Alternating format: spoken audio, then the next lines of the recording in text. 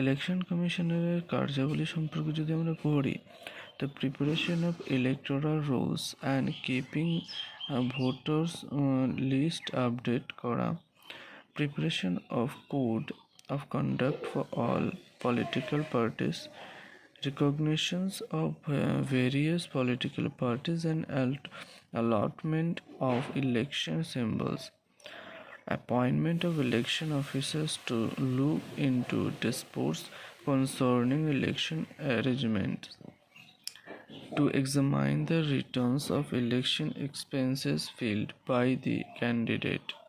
পদচ্যুতিদের যদি পড়ি আমরা, তো কেবলমাত্র সুপ্রিম কোর্টের বিচারপতিদের অপসারণ পদ্ধতিতে মুখ্য নির্বাচন কমিশনারকে তার পদ থেকে অপসারিত করা যায়।